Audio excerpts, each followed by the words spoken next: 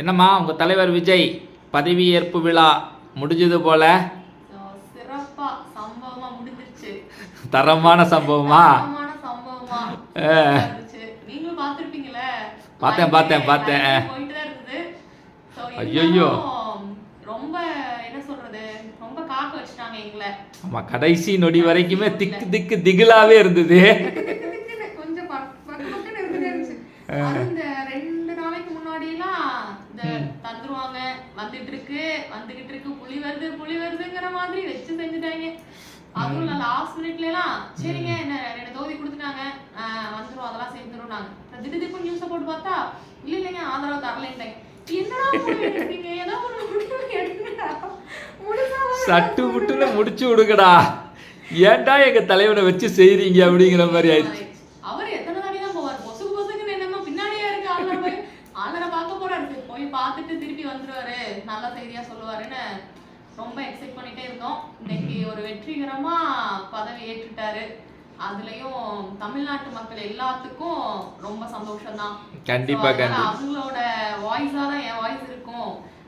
எங்க விஜய் தலைவர், யாரெல்லாம் தலைவர், அவர் தான் எங்களுக்கு எல்லாமே அப்படின்னு நினைக்கிறவங்களோட வாய்ஸ் தான் என்னோட வாய்ஸா இருக்கும் அப்படிங்கிற மாதிரி தான். இனிமேல் விஜய் கிடையாது, மாண்புமிகு முதலமைச்சர் சி ஜோசப் விஜய். அந்த ஒரு வார்த்தைக்கு அந்த அதிரமே அப்படியே அதிர்ந்துருச்சு, அரங்கமே அதிர்ந்துருச்சு. கண்டிப்பா உண்மையிலுமே கூஸ் பம்ஸா, ஒரே கூஸ் பம்ஸா இருந்தது. இப்ப வரைக்கும் அதை நினைச்சு பார்த்தாலே அப்படியே ஒரே இதாதான் இருக்கு. காலையில வரைக்கும் ஒரே ஃபேக் நியூஸா தான் போயிட்டு இருந்துச்சு. காலையில கூட எங்க அம்மா கால் பண்ணி என்ன சொல்றாங்க, இன்னைக்கு பதவி ஏற்கிறாங்க. இல்ல இப்பதான் சொல்றாங்க, அந்த இதுல ஒரு நியூஸ் வந்துட்டு இருக்கு. இல்ல விஜய் வந்து பதவி ஏற்கிறது 10 நாள் தள்ளி போயிடுச்சு அப்படின்னா. என்னடா இன்னைக்கு என்னடா சொன்னீங்க காலையில பதவி ஏற்கிறான்னு? அதுக்குள்ள 10 நாள் தள்ளி போச்சா? 1 நாள் 2 நாள்னாலே எங்களால தாங்க முடியாது. ஆனா சோசியல் மீடியாவெல்லாம் பயங்கரமா களை கட்டிருச்சு. இல்ல இன்னும் ஒரு வாரத்துக்குமே களை கட்டிட்டு இருக்கும். இன்னும் ஒரு வாரம் எங்களுக்கு கண்டென்ட்டே தேவையில்ல, இதே வச்சுதான் கண்டென்ட் நாங்க ஓட்டுவோம். அது நம்ம இன்னும் விஜய் வந்து நல்லது செஞ்சாலும் சரி, என்ன செஞ்சாலும் சரி, கழிவு ஊத்துறவங்க ஒரு பக்கம் ஊத்திட்டே இருக்கட்டும், பாசிட்டிவ் கமெண்ட்ஸ் கொடுக்கறவங்க ஒரு பக்கம் கொடுத்துட்டே இருக்கட்டும். பட் என்ன சப்போர்ட் எப்பவுமே எங்க தலைவருக்கு தான். அதான் நின்னா விஜய், நடந்தா விஜய், படுத்தா விஜய், உருண்டா விஜய். இதுலயும் அப்டேட் ஆக இதுல வந்து இதுல நம்ம சோஷியல் மீடியான்னு சொல்லவே வேணாம், நியூஸ் சேனல்லே போட்டுட்டே தான் இருக்காங்க. என்ன விஜய் வந்து ஒயிட் கலர் ஷர்ட் போட்டிருந்தாரு, டக்குன்னு எப்படி கோட் வந்துச்சு, டக்குன்னு வந்து எப்படி கோட் மாறுச்சு அப்படின்னு சொல்லிட்டு. ஆனா காஸ்டியூம் இன்னைக்கு எப்படி இது ஆக்சுவலா வந்து ஒரு அடுத்த தலைமுறைக்கு கொண்டு போறதா தான் நாங்க பாப்போம் அப்படின்ற மாதிரி. கோட் சூட் எல்லாம் ஐயோ சான்ஸே இல்ல. யாரும் எந்த இல்ல ஃபர்ஸ்ட் நாங்க பாக்கும்போது white colour shirt, Black colour pant போட்டுருந்தாரு. சரி அதோட தான் வர போறாராட்டு இருக்கு, அப்படிதான் இருக்க போதாட்டு இருக்கு அப்படிங்கிற இதுல தான் இருந்தோம். அதுக்கப்புறம் ஒரு Black திரை மாதிரி ஃபுல்லாவே ஒரு Black பிளிங்க் ஆகி அப்படியே அந்த வெளிச்சம் வந்துச்சு பாருங்க, அப்படியே மாசா வராரு. அந்த இதுல இருந்து வரும்போது அப்படியே ஒரு கோட் ஷூட் ஆல்ரெடி அந்த இசை வெளியீட்டு விளக்க ஒரு தடவை போட்டு வந்திருந்தாரு, Black மாதிரி கோட் ஷூட். சோ அப்பவே வந்து அவ்வளவுதான், ஒரு ஃபுல் ஒரு பக்காவா இருக்க மாதிரி தான் சொல்லணும். அது மாதிரி இன்னைக்கும் எக்ஸ்பெக்ட் பண்ணவே இல்லை.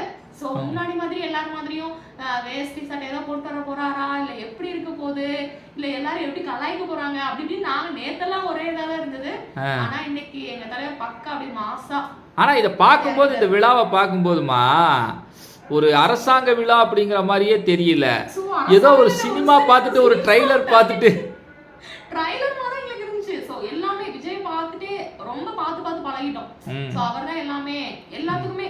இப்ப வந்து இவர் இப்ப நாங்க இல்ல, நான் சின்ன வயசால இருக்கும் போதுல இருந்து விஜய்னா விஜய் ஃபேனு, விஜய் விஜய் விஜய் விஜய்ன்னு சொல்லிட்டு. அதனால இப்ப விஜய் அண்ணா, விஜய் மாமா அந்த ஸ்டேஜ்ல எல்லாம் நாங்க இல்ல. விஜய் அண்ணான்னு சொல்லல, விஜய் வந்து இருக்கும் போது நாங்க சின்ன குழந்தையா இருந்தோம். அப்ப நாங்க இருக்கும்போது நாங்களே மாமா மாமான்னு தான் கூப்பிட்டு இருப்போம் விஜய. இந்த ஸ்டேஜ் வந்துட்டோம். இப்ப வந்துட்டு விஜய் அண்ணன், தம்பி, மாமா எல்லாத்தையுமே சொல்லிட்டு இருக்காரு. இப்ப வந்து அவரு ஒரு முதலமைச்சரா பதவி ஏற்றதுக்கு அப்புறம் அவரை வந்து ஒரு தலைவர் அந்த பொசிஷன்ல இருந்து எடுத்துக்க ஆரம்பிச்சிருக்கோம். சோ நிறைய பேருக்கு அவர் இன்னும் ஃப்ரெஷ்ஷாவே இருப்பாரு அப்படின்ற மாதிரி இருக்கு. பட் இன்னைக்கு காஸ்டியூம் அல்டிமேட், வேற லெவல், அடிச்சுக்கவே முடியாது. அது எங்க அவருக்கு தான் அது பக்கா மேட்சா இருக்கும். வேற யாரும் போட்டிருந்தாலும் அது சூட் ஆகாது. அதனால போட்டிருக்காரு. அது வந்து என்ன சொல்றது, இளைஞர்களுக்கான சோ இனிமேல் வந்து முன்னாடி சொன்னாங்க இல்லையா modern city, modern Tamil Nadu, modern அதுக்கெல்லாம் ஒரு முன்னோடியா இவரோட காஸ்டியூமே இருக்கும். சோ இனிமேல் வந்து இது மாதிரி தான் தமிழ்நாடே மாற போகுது. அதாவது தமிழ்நாட்டோட ஹேண்ட்ஸம் சிஎம்னு சொல்லலாமா? சோ மோஸ்ட் ஹேண்ட்ஸம் சிஎம் தான் சொல்லணும். வெறும் ஹேண்ட்ஸம்லாம் சொல்ல கூடாது. ஹேண்ட்ஸம்லாம் சொல்ல முடியாது. ஹேண்ட்ஸம்னா அழகா இருக்காருன்னு அர்த்தம். Most handsome. எப்படி எதை வச்சு நம்புறீங்க? விஜய் எல்லாம் செய்வாரு தமிழ்நாட்டுக்குன்னு எதை வச்சு நம்புறீங்க? விஜய் வருவாரா இல்லையான்னு நாங்க ஏங்கிட்டு இருந்தோம் ஒரு காலத்துல. ஏன் அதை கேக்கு முன்னாடி அவர் சொல்லியிருந்தாரு ஒரு நிகழ்ச்சியில கூட. சோ இப்ப நீங்க அரசியலுக்கு வருவீங்களா இல்ல வரக்கான வாய்ப்பு இருக்கா அப்படின்னா கேட்டிருந்தாங்க. அந்த மாதிரி கொஸ்டின்ஸ் அப்ப கூட அவர் வந்து ஒவ்வொரு நடிகர் மாதிரியோ நான் வரவே மாட்டேன், அரசியல் எனக்கு பிடிக்கவே பிடிக்காது, அரசியலுக்கு வந்து நான் என்ன பண்ண போறேன், எனக்கு இதுதான், நான் என்னோட லெவல்ல இருந்துக்கிறேன் அப்படின்னு சொல்ற ஒருத்தவங்கள இதுல மத்தியில அப்பவே அவர் படம் தான் நடிச்சிட்டு இருந்தாரு. சோ நான் நடிச்சிட்டு இருக்கேன், என்னோட ஜானில நான் கரெக்டா போயிட்டு இருக்கேன். இப்ப வந்து என் ரூட் வந்து படம் நடிக்கிறதுல இருக்கு. ஆனா வந்து இன்னொரு நாள் எதிர்காலத்துல என்னோட அந்த ரூட் வந்து மாறும் அப்படின்னு சொல்லியிருந்தார். மாறும், அது வந்து மக்கள் வந்து எனக்கு அந்த மாறும், கடவுளா வந்து அந்த ட்ராக்கை மாத்தி விட்டாருன்னா அதுலயும் நான் வருவேன் அப்படின்னு சொல்லியிருந்தாரு. அதுதான் இன்னைக்கு நடந்திருக்கு. ஒவ்வொருத்தவங்க மாதிரி நான் வரவே மாட்டேன், எனக்கு பிடிக்கவே பிடிக்காது, நான் எந்த நிகழ்ச்சிக்கு வர மாட்டேன் அப்படின்னு சொல்லல. நான் கேட்கிற கொஸ்டின் அவர் ரைட், அவர் சொன்னது ஓகே வந்தாரு ரைட்டு. ஆனா நீங்க எல்லாம் நம்புறீங்களே அவர் செய்வார்னு, எதை வச்சு நம்புறீங்க? இதுக்கு முன்னாடி எல்லாம் நிறைய பேர் வந்தாங்களே, அவங்களே நம்பிட்டு தான் இருந்தோம் இல்லையா? இப்ப எல்லாரையும் நம்பிட்டு தான் இருக்கோம். பட் நம்பினவங்க எல்லாருமே செஞ்சாங்கிறதையும் நம்ப முடியாதுல்ல. நம்மள எல்லாருமே செய்யல, நம்பாதவங்களும் செய்யல. புதுசா ஒருத்தர் வராரு, ஆல்ரெடி அவர் எங்களுக்குள்ள இருக்கவர், உங்களுக்கு பிடிச்சவரு, எங்களுக்குள்ள இருக்கவரு. சோ அவர் வந்து என்ன சொல்றது, அவர் செய்வாரு அப்படிங்கிறது செகண்டரி. பட் ஆனா அவர் வந்திருக்காருல்ல, ஃபர்ஸ்ட் ஒரு மக்களுக்காக செய்யணும்னு சொல்லி ஒரு 200 கோடியான அந்த அவரோட சம்பாத்தியத்தை வித்துட்டு வந்திருக்காரு, விட்டுட்டாரு டோட்டலாவே. சோ இதுக்கப்புறமும் படம் நடிச்சா நம்ம பாப்போம், ஈகர்லி வெயிட்டிங். அதுக்குன்னு எங்க தலைவர் நாங்க நடிக்க கூடாது வைக்க கூடாதுலாம் சொல்லல, நடிச்சாலும் எங்களுக்கு சந்தோஷமா தான் இருக்கும், நாங்க பாப்போம். பட் அது நடிக்கலன்னு சொல்லியிருக்காரு. அது அதனால வந்து அவர் அதை விட்டுட்டு தான் வந்திருக்காரு. அவர் வந்து இப்ப நினைச்சிருக்கலாம், அவருக்கு வந்து கோடியா சொத்து எல்லாமே வந்து இருக்கு, இன்னமும் அவர் ஏர்ன் பண்ணிட்டே இருக்கலாம். அவருக்கு இன்னும் 4 தலைமுறைனா உட்காந்து சாப்பிடலாம், அவர் அப்படியே உட்கார்ந்த இடத்துல இருந்தே அவர் சாப்பிட்டு இருக்கலாம். அதெல்லாமே வேண்டாம். அவர் சொன்ன ஒரே வார்த்தை, தமிழ்நாடு மக்கள் என்னை வந்து இந்த இடத்துக்கு கொண்டு வந்து வச்சிருக்காங்க, அவங்களுக்கு நான் ஒரு நன்றி கடன் செலுத்தணும் அப்படின்னு சொல்லிட்டு வராரு. அதுவே இதோ பதவியேற்புல இன்னொரு விஷயம் கவனிச்சியாமா, அந்த எல்லாரும் வந்து பேப்பரை பார்த்து பதவி பிரமாணம் எடுத்துக்கிட்டாங்க.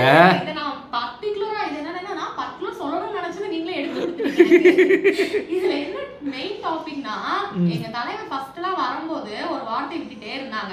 அந்த வார்த்தைக்கெல்லாம் பதிலடியா தான் இன்னைக்கு அவர் படிச்சதோட அந்த டாபிக்கே A4 ஷீட் பேப்பர் பார்த்து தான் வந்து விஜய் எப்பவுமே பேசுவாரு.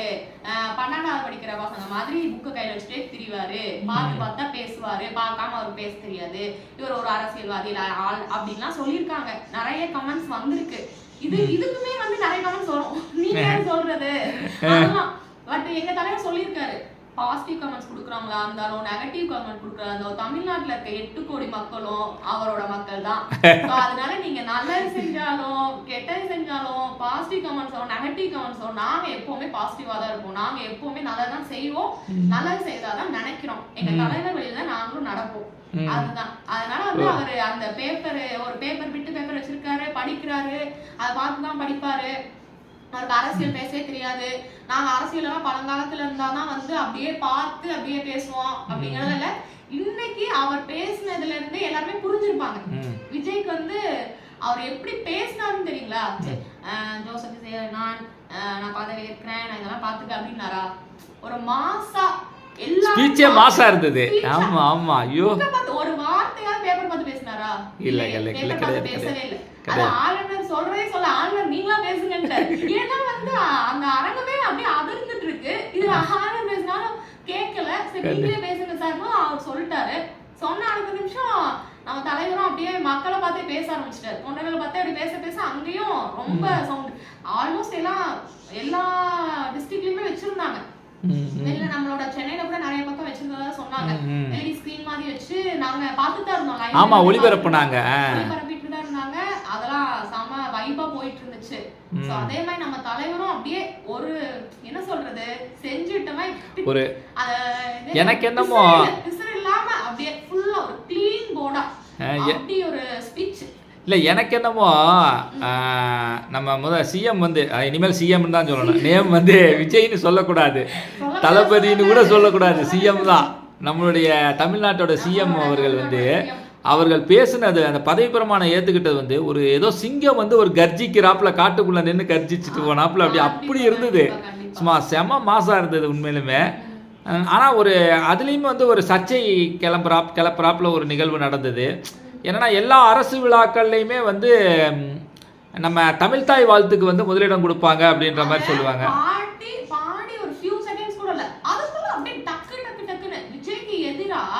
என்னென்ன பண்ண முடியுமோ எல்லா ஒரு கமெண்ட்ஸும் அது வந்துகிட்டே இருக்கு. அவரே வந்து இப்ப நம்ம இல்ல ஏன் வந்தே மாதரம் பாடக்கூடாதா? வந்தே மாதரம் வந்து கேக்குறேன். வந்தே மாதரம் வந்து நம்மளோட ஃபர்ஸ்ட் இந்தியா தான், இந்தியாக்குள்ள தான் தமிழ்நாடு இருக்கு. தமிழ்நாட்டுக்குள்ள இந்தியா இருக்கா, இந்தியாக்குள்ள தமிழ்நாடு இருக்கு. சோ நல்லா தெரிஞ்சவங்களுக்கு இந்தியாக்குள்ள தான் தமிழ்நாடு இருக்கு. சோ அப்ப எதை முதன்மைப்படுத்தி பேசுவாங்க? இந்தியாவை தான் முதன்மைப்படுத்தணும். அதுக்கப்புறம் தான் தமிழ். அது நாங்க தமிழ் இல்லைன்னு சொல்லலையே, தமிழ் தான் எங்களோட உயிர் மூச்சு, தமிழ் தான் எங்களுக்கு வேணும், தமிழ்நாட்டுல இருக்காரு. அவர் சொல்றதே என்ன, ஒவ்வொரு வார்த்தையும் தமிழ்நாடு மக்களுக்காக தான் நான் இருக்கேன்னு சொல்லியிருக்காரு. சோ அதுல இருந்து எந்த மாற்றமே கிடையாது. எங்க தலைவர் எந்த மாற்றத்திலயும் எதுலயும் மாற்றமே கிடையாதுன்னு தான் சொல்லியிருக்காரு இப்ப வரைக்கும். சோ அதனால அந்த பாடல் பாடி இருக்கோம், அது எப்பவுமே கரெக்டா தான் வந்துட்டு இருக்கு. அத 3ஆவதா பாடுறதுக்கு தமிழ்ல வந்து நீங்க 3ஆவது இடத்துக்கு கொண்டு போயிட்டீங்களா? பாட்ட விஜய் வந்தனாலதான் வந்து இப்ப 3ஆவது இடத்துக்கு போயிட்டாரு. இப்ப இதுவே தெரியுது, பதவி இருக்கும் போதே நீங்க 3ஆவது இடத்துல தான் இருக்கீங்க, இந்த ஆட்சி பண்ணும் போது என்ன பண்ணுவீங்க? அதனால அவரும் சொல்லிட்டாரு, கண்டுக்காதீங்கன்ட்டாரு ஒரே வார்த்தையா. அவங்க சொல்றதுல கண்டுக்காதீங்க. ஆல்ரெடி இப்ப பேசுறதுலாம் நாங்க ஒரு கான்செப்டாவே எடுத்துக்கல. இதுக்கு எலெக்ஷனுக்கு முன்னாடி இல்ல எலெக்ஷன் நடந்திருக்கும் போது இதை விடவே நிறைய பேசினாங்க. அதெல்லாமே கூட கண்டுக்காம ஒரு வெற்றியா, ஒரு தமிழ்நாட்டோட வெற்றி இது. ரொம்ப நாள் கழிச்சு நாங்க எதிர்பார்த்தது, அதாவது தமிழ்நாட்டோட வெற்றிங்கிறதோட தமிழ்நாட்டு மக்களோட வெற்றின்னு சொல்லலாம். தமிழ்நாட்டு மக்களோட வெற்றி தான். அவரு சார் சொல்றதும் அதுதான். சோ நான் ஜெயிச்சதுக்கு தமிழ்நாட்டுல இருக்க மக்கள் தான் காரணம் அப்படிங்கறத அவரோட முதல் வார்த்தையாவே இருந்துச்சு. அப்புறம் அப்ப வந்து இனிமேல் வந்து மக்களோட ஆட்சி தான் நடக்கும் தமிழ்நாட்டுல. ஆட்சி தான் அவர் சொன்னதே அதுதான், மக்கள் ஆட்சி தான் நடக்கும் அப்படின்னு அவரு சொல்லியிருக்கிறதே அதுதான். சோ அதனால எப்படி கொடுத்த வாக்குறுதி எல்லாம் செய்வாரா, நிறைவேற்றுவாரா? அதையும் நாங்க தெளிவா சொல்லியிருக்கோம். அதனால வந்து கொடுத்த வாக்குறுதிகள் நிறைவேற்றாம அவர் எங்கேயும் போக போறதும் இல்ல. சோ அதனால 5 வருஷம்ங்கிற கான்செப்டே எங்களுக்கு விட்டு போச்சு. இனிமேல் விஜய் தான், இந்த 5 வருஷத்துக்கு தான் விஜய்ங்கிறத நாங்க ஏத்துக்க மாட்டோம். இனிமேல் வந்து ஆல்ரெடி அந்த நியூஸ்ல கூட நாங்க சொல்லி வாய மூல அதுக்கப்புறம் சொல்லிட்டே இருந்தாங்க, இன்னும் 10 வருஷத்துக்குமே விஜய்ங்கிறத வந்து இங்க நகர்த்த கூட முடியாது. அந்த ஸ்டேஜ்ல, அந்த சென்டர்ல, அந்த ஸ்டேஜ்ல அந்த இடத்துல இருக்கிறவர் அப்படியே தான் இருக்காரு. அப்படியே ஆணி அடிச்சாப்ல உட்காந்துருவார் அந்த சீட்ல. 10 வருஷம் அவர் கொடுத்துட்டீங்க, எழுதி கொடுத்துட்டீங்க. 10 வருஷம் இல்லை, இதுக்கப்புறம் வந்து விஜய் தான் எங்களுக்கு அப்படின்னா. சோ அதனால அவரும் வந்து சாத்தியம் உள்ளதான் செய்வோம், சாத்தியம் உள்ளதை செய்ய மாட்டோமா அப்படின்னு உங்க கேள்வி எழும்புன்னு அவர் சொல்லியிருக்காரு. சாத்தியம் உள்ளதை செய்வோம், சாத்தியமற்றதை செய்ய மாட்டோம் இல்ல, பின்னாடி தமிழ்நாடு மக்களே இருக்காங்க, எனக்காக இருக்காங்க. சோ அப்ப எதை வேணாலும் பாத்துக்கலாம் அப்படின்னு தான் அவரு சொல்லியிருக்காரு. அதனால நாங்க வந்து எல்லாத்தையுமே பாத்துக்குவோம். தமிழக மக்கள் எங்களுக்காக இருக்காங்க, எங்க தலைவருக்காக இருக்காங்க, நாங்க அவருக்காக இருக்கோம், ஃபுல் சப்போர்ட்டா இருக்கோம். இல்ல இப்ப முதல்ல ஒரு கையெழுத்து போட்டாரு, அதை பத்தி என்ன நினைக்கிறமா? ஆமா, அவரு 3 கையெழுத்து போட்டிருக்காரு. முதல்ல 3 கையெழுத்து போட்டிருக்காரு. மின்சார துறையில தான் ஃபர்ஸ்ட் கையெழுத்து போட்டிருக்காரு. அது எப்படி, அது எத்தனை யூனிட்டுக்கு ஃப்ரீ? சோ அது ஃபர்ஸ்ட் 200 யூனிட்டுக்கு ஃப்ரீன்னு சொல்லியிருக்காரு. சோ அதனால வந்து இது எல்லாருக்கும் அப்ளிகபிள் ஆகுமா, இது ஒரு திட்டமா? 200 யூனிட்னா வந்து எல்லாரும் 500 யூனிட் 600 யூனிட் யூஸ் பண்ணிட்டு இருக்காங்க, அதெல்லாம் வந்து கான்செப்டே கிடையாதுன்னு நிறைய பேர் பேசிட்டு இருக்காங்க. யூனிட் என்ன 200 யூனிட் கொடுத்தா என்ன போகுது? இந்த காலத்துல எல்லாம் ஒரு வீட்லயும் TV, fridge, washing machine, grinder, mixie எல்லாம் இருக்கு. சோ அதனால 200 யூனிட் பத்துமான்னு கேக்குறாங்க. சோ இது வந்து ஒரு பணக்காரங்களுக்கோ இல்ல ஆடம்பரமான வாழ்க்கை வாழ்றவங்களுக்காகவோ விஜய் கொடுக்க கிடையாது. ஒரு சாதாரண மனிதர்கள், சோ வந்து ஒரு நாளையே கூலி வேலை செஞ்சுதான் அவங்க அடுத்த வேலைக்கு கடந்து போறாங்க அப்படிங்கிற சாமானிய மக்களுக்காக கொண்டு வரப்பட்ட திட்டம். அதனால வந்து எங்க வீட்லயுமே நாங்களும் எங்க அப்பாவும் கூலி வேலை செஞ்சுட்டு இருக்காரு. சோ எங்களுக்கும் இப்ப வரைக்குமே வந்து 100-150 யூனிட் தான் வந்துட்டு இருக்கு. ஏன்னா வந்து ஒரு பெரிய வீட்லயோ இல்ல அந்த மாதிரி இடத்துல தான் ஏசி வேற ஏதாவது பெரிய பெரிய பொருள்லாம் இருக்கும். அப்படி இருந்தாலுமே அவங்களுக்குலாம் யூஸ் ஆகிறதுக்காக இந்த திட்டம் 200 யூனிட்ங்கிறது மேக்ஸிமம் இப்போ வந்து நடுத்தர குடும்பத்துல இருக்க எல்லாருக்குமே 100-150 தான் வருது. அதாவது இந்த 200ங்கிறது வந்து கண்டிப்பா யூஸ்ஃபுல்லான திட்டம் இல்ல. யூஸ்ஃபுல்லானது இது வந்து நல்லதா கெட்டதா, யாருக்கு உபயோகம் யாருக்கு உபயோகம் இல்லை, இப்படி இந்த ஆராய்ச்சிக்குள்ள போகாம முதல்ல கையெழுத்து போட்டிருக்காரு. அது வந்து நடக்கட்டும், வெற்றிகரமா நடக்கட்டும். அதனால பயன்பெற ஒரு மக்கள் வந்து யாரா இருக்க போறாங்க, தமிழக மக்களா தான் இருக்க போறாங்க. அதனால வந்து நம்ம அந்த விமர்சனத்துக்குள்ள இப்ப போக வேண்டாம். அடுத்து 2வது கையெழுத்து வந்து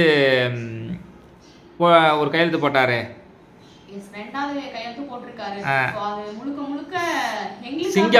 சிங்கப்பெண் சிறப்பு அதிரடிப்படை உங்களுக்காக பாதுகாப்பு, பெண்களுடைய பாதுகாப்பை முன்னிறுத்தி. கண்டிப்பா பெண்களுக்கான பாதுகாப்பு முழுவதுமா இல்லைன்னு சொல்ல முடியாது, இல்லாம தான் இருந்துச்சு, கொஞ்சம் கொஞ்சம் இல்லாம இருந்துச்சு. ஏன்னா இப்ப நம்ம ரீசன்ட் டேஸ்ல நிறைய பார்த்துட்டோம், பெண்களுக்கான பாதுகாப்பு இல்லைங்கிறத நம்ம நிறைய பார்த்துட்டு தான் இருக்கோம். சோ அதை முழுவதுமா வச்சுதான் பெண்களுக்கு பாதுகாப்பு இல்ல, அது கொண்டு வரணும், சிங்கப்பெண் திட்டத்தை அதிரடிப்படையா கொண்டு வரணும் அப்படின்னு தான் எங்க தலைவர் கொண்டு வந்திருக்காரு. சோ அதை வந்து நாங்க ரொம்பவே வரவேற்கிறோம். இந்த திட்டம் வந்து நாங்க எதிர்பார்க்கவே இல்லை, எதிர்பார்க்காத திட்டத்தை கொண்டு வந்திருக்காரு. இது நல்லா முன்னேறிட்டு இருக்கணும். சோ பெண்களுக்காக ஒரு தனியா ஒரு ஸ்பெஷலா கொண்டு வந்திருக்கனால சோ நாங்க பெண்கள் எல்லாமே ரொம்ப ஹாப்பியா தான் இருக்கோம். அடுத்து 3வது கையெழுத்து போட்டாரு, போதையில்லா தமிழகம்.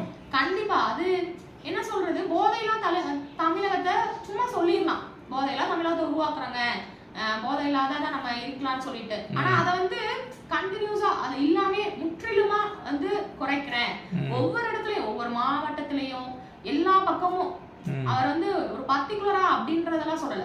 சோ வந்து நிறைய மாணவர்களும் நிறைய மாணவிகள், சின்ன சின்ன பசங்க, ஒரு யங்ஸ்டர்ஸ், இளைஞர்கள் அந்த வழியில போயிட்டு இருக்காங்க, அந்த மாதிரி போதை பழக்கத்துக்கு கீழே அவங்க போயிட்டு இருக்காங்க. சோ அதை தடுத்து நிறுத்தணும். சோ நம்ம அடுத்த தலைமுறைக்கு இளைஞர்கள் தான் ஒரு முன்னுதாரணமா இருக்க போறாங்க.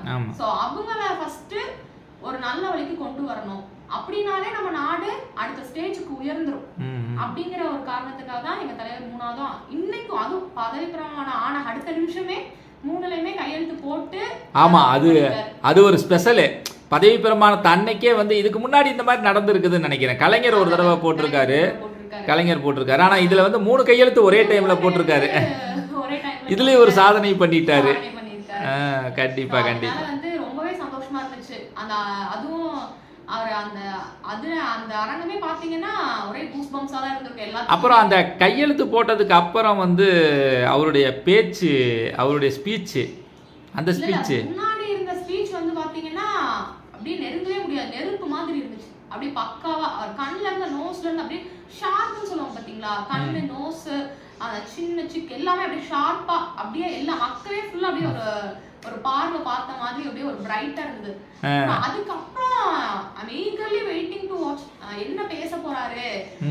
சைன் பண்ணதுக்கு அப்புறமும் கொஞ்சம் அப்படியே டைம் எடுத்துட்டே இருக்கு. ஆளுநர் போய் வழி அனுப்பிச்சிட்டு வராரு, அதுக்கப்புறம் திரும்பி வராரு. அதுவும் அந்த ஆளுநரை வழி அனுப்பிச்சிட்டு வந்து அந்த சோபாவை தூக்கி போட்டாரு. சொல்லவே ஒரு தமிழ்நாட்டோட முதலமைச்சர் இல்ல, நிறைய பேர் பாத்திருக்கீங்க இல்ல, நீங்க நிறைய பேர் பாத்திருப்பீங்க. கண்டிப்பா ஸ்டேஜ்ல ஒருத்தர் இருக்காருன்னா என்ன பண்ணுவாங்க, மேக்ஸிமம் ஒரு 2 ஸ்டெப் பின்னாடி வந்து இருப்பாங்க, பின்னாடி இருப்பாங்க. அது நம்ம முன்னாடி இருக்கவங்க வளைக்கி விட்டுருவாங்க. நம்மவே தெளிவா தெரியணும். பக்கத்துல யாராவது நின்னாங்கன்னா கூட தள்ளி நின்னுங்க, கொஞ்சம் ஏதாவது பிரைஸ் கொடுக்கணுமா, கப்பு கொடுக்கணுமா, நம்ம தெளிவா தெரியும், நம்ம போய் முன்னாடி நிற்போம், கப்பை வைப்போம் அப்படிமா. இன்னைக்கு எங்க தலைவர் செஞ்சதுல அது அல்டிமேட், அது கண்டிப்பா சொல்லியே ஆகணும். எல்லாரும் அவர் போனதுக்கு அப்புறம் அத ஸ்டேஜ்ல எடுத்தாங்க. அப்ப அந்த மேசைய அவரும் அப்படியே தூக்கிட்டு போய் கொஞ்சம் தூரம் வைக்கிறாரு. சோ அவர் வந்து என்ன சொல்றாரு, எங்க வீட்டு பிள்ளை எங்களுக்காக வந்தவர், அவர் மக்களுக்காக வந்தவர். இதுல நமக்கு தெரியும், நம்ம அவரோட சிம்பிளிசிட்டி முன்னாடி தான் சொன்னாரு. அவர் நீங்க முன்னாடி பாத்துருக்கீங்க, ரொம்பவே சிம்பிளா தான் இருப்பாரு. சிம்பிளா இருந்தாலும் ஹேண்ட்ஸமா இருப்பாரு. அத வந்து மென்ஷன் பண்ணிக்கிட்டே இருக்கணும். ஆமா, இந்த 5 வருஷத்துக்கு நீங்க மென்ஷன் பண்ணிட்டே இருப்பீங்க. 5 வருஷத்துக்கு 5 வருஷத்துக்குலாம் பண்ண மாட்டேன், லைஃப் லாங் அது பண்ணிட்டே இருப்போம். 10 வருஷத்துக்குன்னு சொன்னீங்க, அதனால தான் கேட்டேன். அதுல அந்த மேசையை தூக்கி அவர் வெச்சது அல்டிமேட். சோ அது யாருமே எதிர்பார்க்க மாட்டாங்க. ஆனா அவருக்குமே அது ஒரு பெரிய விஷயமே கிடையாது. அவர் வந்து அதை தூக்கி வச்சிருக்காரு, அவருக்கு அது பெரிய விஷயம். ஆனா பாக்குற எங்களுக்கோ இல்ல தமிழ்நாட்டு மக்களுக்கோ அது பெரிய விஷயம் தானே இல்லையா. ஒரு தமிழ்நாட்டோட முதலமைச்சர் ஒரு மேசை தூக்கணும்னு அவசியமும் இல்ல அதை பார்க்கணும் வைக்கணும்ன்றது இல்ல. சோ அங்க இருக்கவங்க எல்லாம் வந்து அசம்பிள் பண்ணணுங்கிறதும் கிடையாது. சோ இப்ப இருந்தே அவர் அந்த ஒரு பணியை ஸ்டார்ட் பண்ணிருக்காரு, இது மூலியமாவும் ஸ்டார்ட் பண்ணிருக்காரு அப்படின்றத நாங்க சொல்ல விரும்புகிறோம். அதே மாதிரி அவர் அந்த கையெழுத்து போட்டதுக்கு அப்புறம் ஸ்பீச் வந்து தொடங்குனது வந்து பார்த்தீங்கன்னாக்கா, அவரும் வந்து ஏழ்மையான குடும்பத்திலேருந்து, அதாவது அந்த ஒரு அசிஸ்டன்ட் டைரக்டரோட மகனாக வந்தேன், வறுமை எனக்கு தெரியும், பசி எனக்கு தெரியும்னு சொல்லி வந்தார். அதான் ஆரம்பித்தார், பேச்சே அப்படித்தான் ஆரம்பித்தார். ஸோ இந்த ஆட்சி வந்து ஒரு ஏழைகளுக்கான ஆட்சியாக இருக்கலாமா, இருக்குமா? கண்டிப்பா அது இருந்தே ஆகணும், அப்படிதான் இருக்கணும்னு நாங்க எதிர்பார்க்கிறோம். ஸோ அதனால வந்து நிறைய பணக்காரங்களோ இல்ல எல்லாம் இருக்கவங்களோ இது எப்படி வந்தாலும் ஏதோ ஒன்று வரட்டும் அப்படின்னு தான் நினைப்பாங்க இல்லையா? ஸோ ஏழைகள் மட்டும்தான் ஏதாவது இந்த விலைவாசியை கம்மி பண்ணுவாங்களா, நல்ல கல்வி கொடுப்பாங்களா, நல்ல மருத்துவம் கொடுப்பாங்களா, அதுதான் எங்க தலைவர் சொல்லியிருக்காரு. நல்ல கல்வி, நல்ல மருத்துவம், நல்ல வேலை வாய்ப்பு, நல்ல இது அதெல்லாம் தான் கான்செப்ட் கொண்டு வந்திருக்காரு. அப்படிங்கும் போது அவரும் அந்த ஸ்டேஜ்ல தான் வந்திருக்காங்க, எல்லாருமே அந்த ஸ்டேஜ்ல தான் வந்திருப்பாங்க. இப்ப வந்து எல்லாரும் ஒருத்தவங்க ஒரு ஸ்டேஜ்ல இருப்பாங்கன்ற மாதிரி எங்க தலைவரும் நல்ல அவருக்கு வறுமையில என்ன தெரியும், பசினா என்னன்னு தெரியும், எல்லாமே தான் அவருக்கும் தெரியும் அப்படின்னு சொல்லிதான் அதை ஸ்டார்ட் பண்ணாரு. அதனால இது ஏழைகளுக்கான ஆட்சியா இருக்கும் கண்டிப்பாக.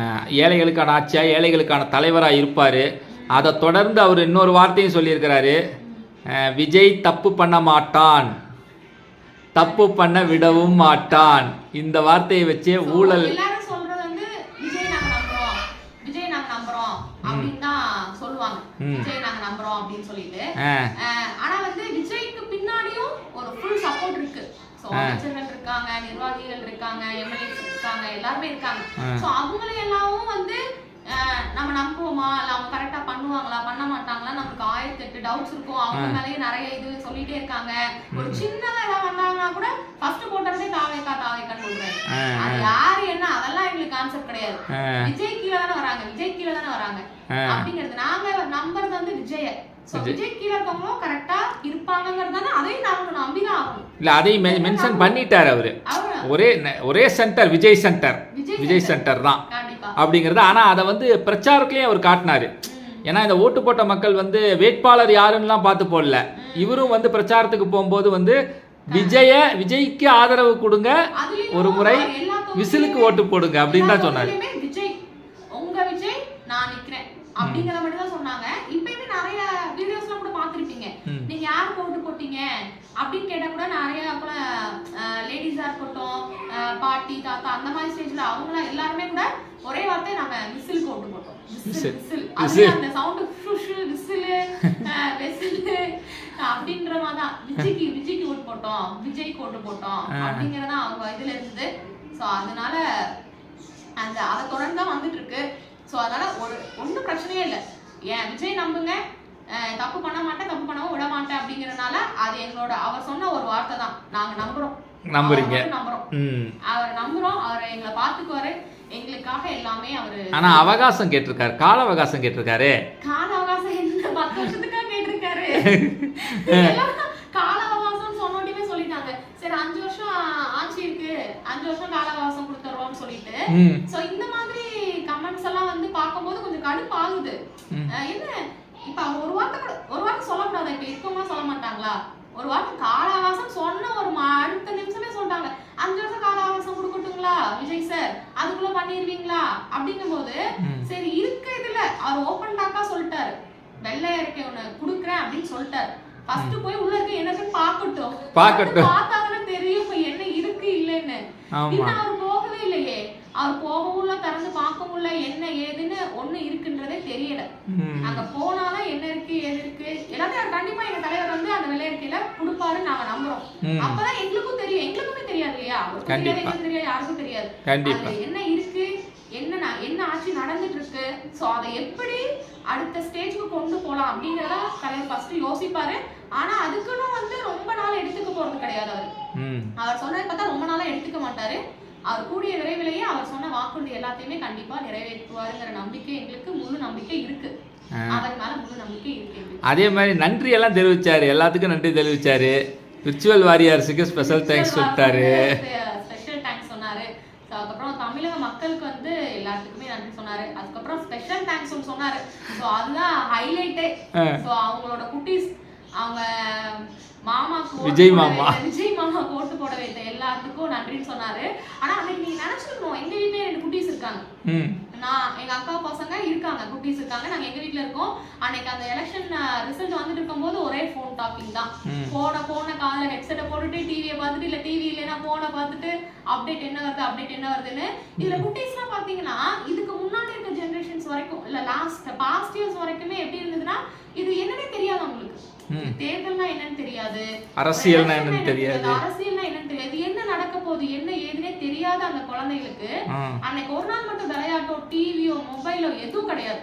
சோ அத பாக்குறாங்க, விஜய் மாமாவோட ஃபேஸ பாக்குறாங்க டிவில. அந்த விஜய் மாமாவோட ஃபேஸ் கீழே கவுண்ட் ஆக ஆக இங்க அப்படியே பறக்குது எல்லாத்துக்கும். அவங்க ஃபேஸ்ல இருந்து இல்ல டவுன் ஆனா என்ன ஒரு அவங்களுக்கு என்ன தெரியுது என்ன புரியுதுன்னு தெரியல. சோ அதுல ஒரு அவங்களுக்கு ஒரு ஆர்வம், அவங்களுக்கு ஒரு இன்ட்ரெஸ்ட். சோ இப்ப இருந்தே வந்து சோ யாரோ ஒருத்தர் வராங்க, ஏதோ ஒரு மாற்றம் நடக்க போகுது, தமிழ்நாட்டுல ஒரு மாற்றம் நடக்க போகுதுன்னு அந்த குழந்தைகளுக்கு முதற்கொண்டு தெரிஞ்சிருக்கு. இல்லை எனக்கு என்னமோ குழந்தைகள் மட்டும் இல்லை, இன்னொரு செக்டார் வந்து அந்த சில பேர் வந்து நாடகம் சீரியலு இந்த மாதிரி வேற ஏதாவது இந்த சமையல் நிகழ்ச்சி இதெல்லாம் பார்த்துட்டு இருந்தவங்க கூட செய்தி சேனலை பார்த்துக்கிட்டு இருக்கிற ஒரு காட்சிகளை நம்ம பார்க்க முடியுது. செய்தி சேனல் இருக்கவங்களுக்கு தான் டிஆர்பி இப்ப ரீசன்ட் டேஸா அதனால அந்த எலெக்ஷன் டேட்ஸ் இல்ல எலெக்ஷன் முடிஞ்சு இப்ப வரைக்கும் எல்லாரும் நியூஸ் சேனல் தான் பார்த்துட்டு இருக்காங்க. நியூஸ் என்ன அப்டேட் ஆகுது, விஜய் நியூஸ் வருதா, இல்ல இப்ப பார்லிமெண்ட் போறோமா மாத்துங்க, விளம்பரம் போட்டாங்க தந்தி டிவியை கொடுங்க, இல்ல இதை வருதா அதை வருதான்னு மாத்திட்டே தான் இருக்கும். விஜய் பத்தி ஏதாவது அப்டேட் வராதா. சோ ரொம்ப கஷ்டப்பட்டுட்டோம், அவரும் ரொம்ப கஷ்டப்பட்டிருக்காரு. எவ்வளவோ எல்லாத்துலயும் ஒவ்வொன்றாவுமே எங்களால சொல்ல முடியாது. ரொம்ப கஷ்டப்பட்டு இந்த இடத்துக்கு அவர் வந்ததே வந்து எவ்வளவு பெரிய தாக்கத்துக்கு அப்புறம் தான் இந்த இடத்துக்கு அவர் வந்திருக்காரு. அப்படிங்கும்போது அவர் வந்து இப்ப இந்த இடத்துக்கு வந்துட்டாரு. சோ முதலமைச்சரா பதவி ஏற்கிறதுக்குமே ரொம்ப கஷ்டப்பட்டிருக்காரு. இந்த 2-3 நாளாவுமே நான் எங்களுக்கே இப்படி இருக்கு படம் இருக்கு, என்னடா என்ன ஆகுமோன்னு சொல்லிட்டு. சோ அவரு இருந்து ஒரு ஃபைனலா ஒரு என்ன சொல்றது ஒரு ஃபுல்ஃபில்லா ஒரு சாட்டிஸ்ஃபைடா ஒரு மன நிம்மதின்னு சொல்லலாம், மன அமைதின்னு சொல்லலாம். சோ எல்லாமே அதுக்கு பொருந்தும். அதனால ரொம்பவுமே ஃபுல்லா ஒரு பூர்ண திருப்தி மகிழ்ச்சியா இருக்கு. இப்ப ஜனநாயகம் படம் ரிலீஸ் ஆகலைனாலும் ஜனநாயகன் படம் பார்த்த ஃபீல். ஜனநாயகன் சீரியஸா அது ரிலீஸ் ஆகலைன்னு சொல்ல முடியாது, ரிலீஸ் ஆகும். அதுக்காகவும் நாங்க eagerly waiting. சோ அதனால வந்து ஆல்ரெடி சொல்லிட்டு தான் இருக்கோம். நீங்க வந்து முன்னாடி இருக்கும்போது கூட தளபதி விஜய் தான் போடுவோம். இப்ப வந்து டைட்டில் கார்டுலயே முதலமைச்சர் தமிழக முதலமைச்சர் மாண்புமிகு தமிழக முதலமைச்சர் விஜய் அவர்கள் போடுவாங்கன்னு எதிர்பார்க்கிறோம். சோ அது கண்டிப்பா நடக்கணும். இல்ல உண்மையிலுமே ஸ்பீச் உண்மையிலுமே வந்து என்னன்னா ஃபுல்ஃபில்லாக தான் இருந்தது எல்லாமே. அந்த ஹோல் நிகழ்ச்சியுமே ஒரு 1 hour நடந்திருக்கும்னு நினைக்கிறேன். இது வந்து ஒரு 20 minutes ஆர் 30 minutes. அப்புறம் அது பதவி பிரமாணம் முடிஞ்சதுக்கப்புறம் ஒரு 30 minutes நடந்தது இவருடைய ஸ்பீச்சிலேருந்து எல்லாமே. உண்மையிலே ஃபுல்ஃபில். ஏன்னா இத்தனை நாள் வெயிட் பண்ணதுக்கு ஒரு நல்ல ஒரு ஐயோ சொல்கிறதுக்கு வார்த்தை இல்லை, கரெக்டு தான். இல்லை இத்தனை நாள் வெயிட் பண்ணதுக்கு ஒரு நல்ல ஒரு சிறப்பாக முடிஞ்சிருக்கு. நல்லது நடக்கணும் தமிழகத்துக்கு, இனிமேலாவது நல்ல காலம் பிறக்கட்டும், நல்லது நடக்கட்டும் தமிழக மக்களுக்கு. நம்ம எல்லாரும் எதிர்பார்த்த அந்த ஒரு மக்களுடைய ஆட்சி, மக்களுக்கான ஆட்சி நடக்கட்டும், நடக்கும்னு நம்புறோம். கண்டிப்பா அப்படி நடந்துருச்சுன்னா, மக்களுக்கான ஆட்சி நடந்துச்சுன்னா நீங்க சொல்றாப்புல வந்து அடுத்த 5 வருஷத்தையும் அவருக்கு கையிலேயே தூக்கி கொடுக்கலாம். நம்ம கொடுக்க வேண்டியது இல்லை, அவர்கிட்ட தான் இருக்காங்க, அவருக்குள்ளதான் இருக்காங்க. ஆனா எனக்கு இன்னொன்னு அந்த கோட் சூட்ல பார்க்கும்போது எனக்கு இன்னொரு கோடிங் தெரிஞ்சுது. அதுல நம்ம அம்பேத்கரை நினைவுபடுத்தினாப்புல இருந்தது. கோட் சூட்ல ஒயிட் கலர் உள்ளுக்குள்ள ஷர்ட் போட்டு பிளாக் கலர் கோட்டு போட்டிருந்தது வந்து எனக்கு அப்படியே ஒரு அம்பேத்கரை பார்த்தாப்புல அந்த ஒரு ஃபீல் இருந்தது. ஆமா நிறைய பேருக்கு அந்த மாதிரி ஃபீலிங்கும் இருந்திருக்கும். சோ அதுல தப்பு ஒண்ணும் இல்லையே. சோ அதுல அவர் அடுத்த அம்பேத்கராவும் இருப்பாரு, எங்க தலைவர் அடுத்த அம்பேத்கராவும் இருப்பாரு. சோ மக்களுக்கு கண்டிப்பா அதே அதுக்கு ஏத்த மாதிரி தான் அம்பேத்கரை தலைவரா ஏத்துக்கிட்ட விடுதலை சிறுத்தைகள் கட்சி வந்து ஆதரவு கொடுத்திருக்காங்க. வேற அவங்க வேற எல்லா கட்சிகளுமே ஆதரவு கொடுத்திருக்காங்க. நாங்க எதிர்பார்க்கவும் இல்ல. சோ தமிழகத்துக்கு நல்லது நடந்தா போதும் அப்படின்னு சொல்லி எல்லா கட்சிகளுமே வந்து எங்க தலைவருக்கு ஆதரவு கொடுத்துருக்காங்க. ஸோ அந்த காரணத்துக்காக ஒவ்வொருத்தர் சொல்லிட்டே இருக்கலாம், விஜய் நான் தனியா ஜெயிக்க முடியல, ஸோ இந்த கட்சியெல்லாம் வந்து ஆதரவு கொடுத்துருக்கு, அதனாலதான் இருக்கு. என்ன சொல்றது, எப்படியாவது. ஆனா விஜய் இப்ப கரண்ட்ல தலைவர் தான் சிஎம்மா இருக்காரு, அதுதான் எங்களுக்கு வேணும். அது நாங்க எதிர்பார்த்தது நடந்துருச்சு. ஸோ எல்லா கட்சிகளுமே எல்லா மக்களுமே விஜய்க்காக சப்போர்ட் பண்ணியிருக்காங்க. ஸோ அதனால நாங்களுமே வந்து எங்க சைட்ல இருந்து, பெண்கள் சைட்ல இருந்து ஸோ ஒரு பெரிய தேங்க்ஸ், ஒரு நெஞ்சார்ந்த நன்றியை வந்து சொல்லிக்கிறோம் இந்த நேரத்துல. யாருக்கு நன்றி சொல்றீங்க? சப்போர்ட் பண்ண எல்லாரும், சப்போர்ட் பண்ண தமிழக மக்களுக்கு ஓட்டு போட்டு வெற்றி பெற செஞ்சு அப்புறம் ஆதரவு அளிச்ச கட்சிகள் அனைவருக்குமே பெண்கள் சார்பா நீங்க நன்றிகள் செய்வீங்க. கண்டிப்பா உங்களுடைய ஆட்சி சிறப்பான ஆட்சியாக அமையட்டும். மீண்டும் ஒரு நல்ல ஒரு இனிதான நிகழ்ச்சியில் சந்திப்போம். நன்றி, வணக்கம்.